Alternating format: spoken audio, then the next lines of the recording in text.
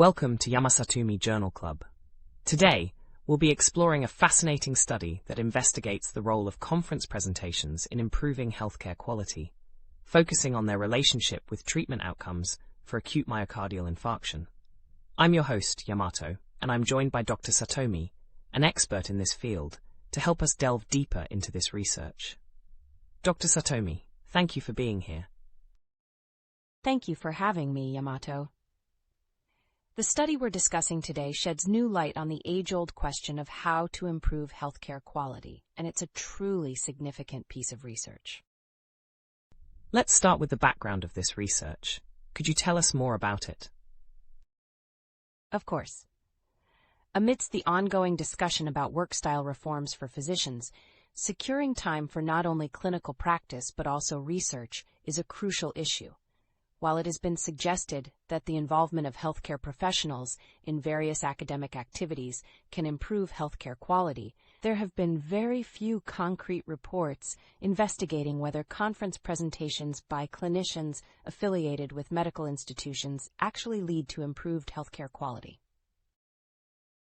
I see. How did this study approach that challenge?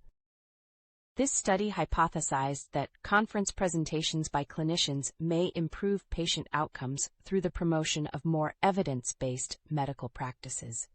It tested this hypothesis using data from Japan's Quality Indicator Improvement Project, focusing on the field of acute myocardial infarction, where a wealth of reliable evidence exists. The study examined whether patients treated at medical institutions that made conference presentations had lower in-hospital mortality rates compared to those treated at institutions that did not.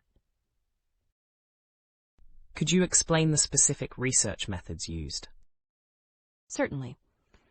This study analyzed data from 56,923 patients who were admitted for acute myocardial infarction to 384 acute care hospitals participating in the QIP between April 1, 2014 and December 31, 2018.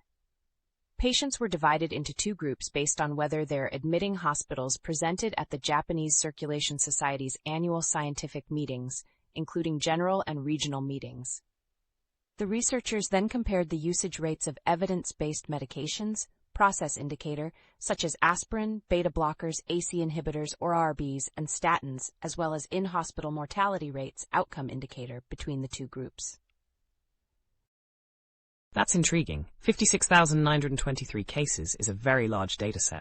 What were the key findings of the study? The main finding was that patients treated at institutions that made conference presentations had lower in-hospital mortality rates.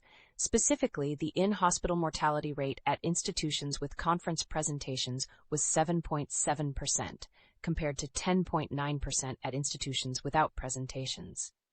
The study also found that the usage rates of evidence-based medications were higher in the group with conference presentations, 94.7% for aspirin, 69.4% for beta blockers, 72.7% for ACE inhibitors or ARBs, and 84.3% for statins. These results suggest that conference presentations may encourage the practice of evidence-based treatment, potentially contributing to improved patient outcomes. Furthermore, even after statistically adjusting for various factors such as age, gender, and comorbidities, the odds ratio for in-hospital mortality at institutions with conference presentations was found to be between 0.68 and 0.84, with a 95% confidence interval ranging from 0.65 to 0.92. So, that suggests that conference presentations could be contributing to improved healthcare quality.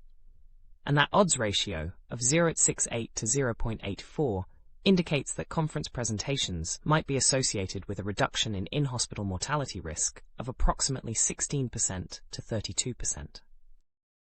Precisely. This study holds great significance in that it demonstrates with concrete numerical data the potential for seemingly routine activities like conference presentations to contribute substantially to healthcare quality improvement. This could provide important insights when considering work-style reforms for physicians. Moreover, these findings are expected to be valuable in policymaking and hospital management, encouraging initiatives to further improve healthcare quality. What about the future prospects in this field of research? Building on this research, future studies are expected to explore the generalizability to other diseases and specialties beyond myocardial infarction, investigate long-term effects, and examine whether these benefits extend beyond hospitals to society as a whole. Additionally, another important aspect to consider is the possibility that more research-oriented physicians might be providing better medical care, so a multifaceted approach to verification will be crucial. Dr. Satomi, thank you for sharing these fascinating insights with us today.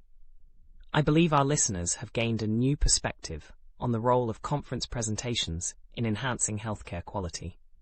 We look forward to your next visit. To our listeners, stay tuned for the next episode of Yamasatomi Journal Club.